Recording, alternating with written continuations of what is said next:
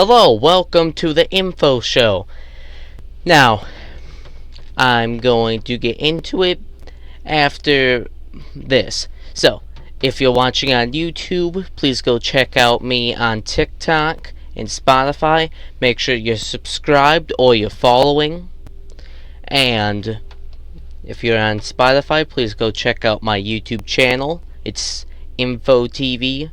And then please go find me on TikTok where it's info.tv13. Anyway, let's get into it. So, welcome to the Info Show. This is where we talk about any news about space this week. And we got a list of things. So, very first one. On July 28th, a European satellite went up into flames. From my understanding, it went into flames as it was re-entering Earth's atmosphere. Anyway, despite it still catching flames, it still helped us understand. Still brought us research. And from what I could find, it crash-landed in the Pacific Ocean. So, it entered Earth's atmosphere around 3 p.m. EDT. And, it was above Antarctica, sorry. But, it may have went up into a fiery blaze, but it still got its job done at the end of the day, brought the research that was needed. But it says European satellite, like a European Union satellite or a European country satellite, which then I kind of want to know which country the satellite belongs to. But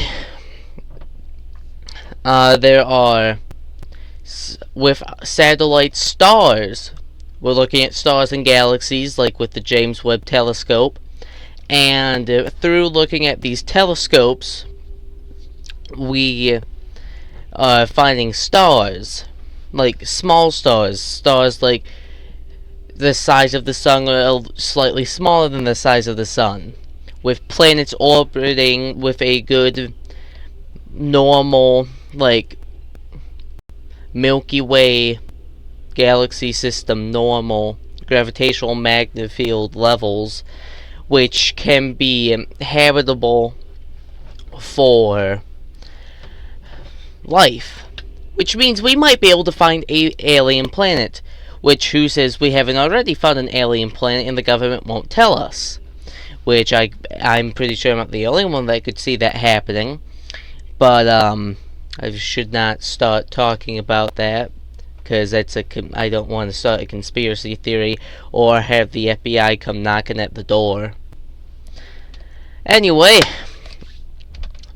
astronomers have discovered evidence of small stars with shockingly strong magnetic fields that might not be ideal hosts for habitable worlds. And then there are stars that have habitable levels.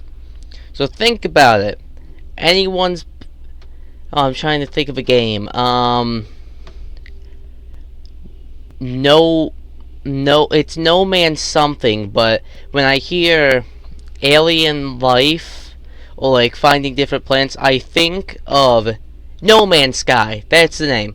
Not sponsored, but it's a fun game, but I think of that when I hear finding an alien planet. Imagine how cool that would be, kind of.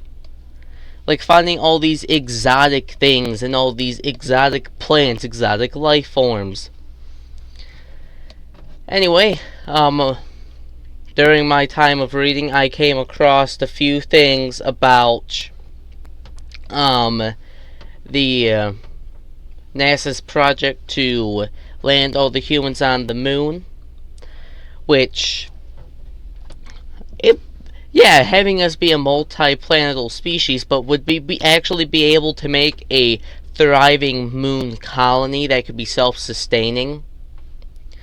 I mean, we would have to, like, build structures to have us hunker down. Oh, imagine this. A multi-planetal war.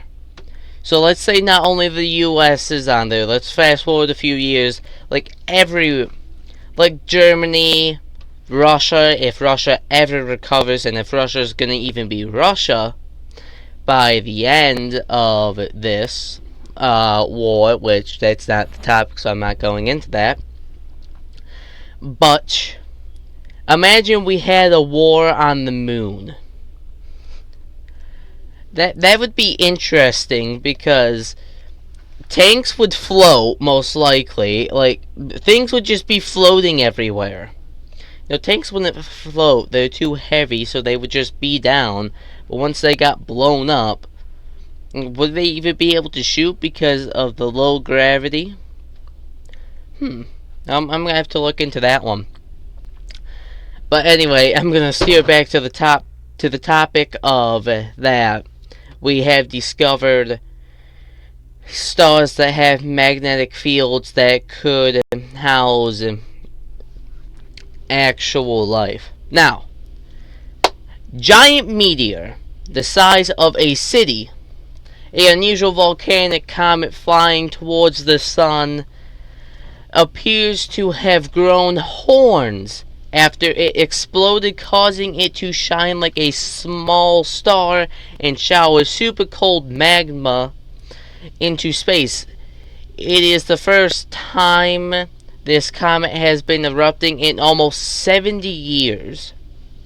Lucky for everyone that's alive. Or maybe not, depending on how scary that might sound. Because I know for sure, if that thing came shooting items towards Earth, I'm pretty sure everyone would be in a panic. Whew. Anyway, the comet, named 12P Pons Brooks, or 12P, probably should have just said that, is a cryovolcanic or cold volcano comet. Cold volcano. So we got dormant volcanoes, but with a cold, so you got a regular volcano, very hot. A cold volcano, does it shoot out ice? Instead of having magma and lava, would it be snow and ice? Like, that might sound crazy, but would that be? I could see that being, but I don't. It sounds stupid, I know, but think about it for a second. They're not saying it's dormant because, well, it's a cold volcano. But would a cold volcano classify as basically shooting out snow and ice? Wouldn't that make sense? I think that would make sense.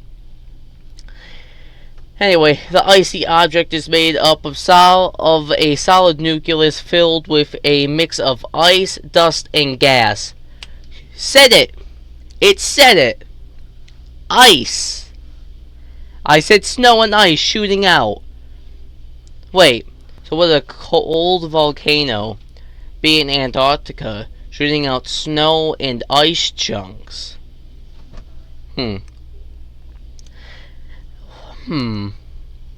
That's interesting. I think I'm gonna be thinking about that one for a while. Anyway, and it's surrounded by a fuzzy cloud of gas called coma. Yeah, well, okay. Anyway, which leaks out of the comet's interior, but unlike the other comets, the gas and ice inside 12P's nucleus build up so much of the celestial object that can violently explode, shooting out its frosty guts known as cryomagma through large cracks in the nucleus shell. Well, that sounds borderline terrifying. So, imagine you're just walking outside and cryomagma just lands on you. Like, is that possible? I mean, I know space is very cold, and that's why it's a cold volcano. But I'm just I'm confused. I'm slightly confused. That's... Anyway. So, thank you all for watching on whichever platform you are. Please go subscribe to the YouTube channel. Please go subscribe to TikTok. Follow me on Spotify. Or if you're listening on YouTube, please subscribe if you're not. And without further ado, hopefully I'll see you guys in the video I'm going to post today. Probably going to be a short. But without further ado, I'm going to end it here. Goodbye, and I will hopefully see you when I post again.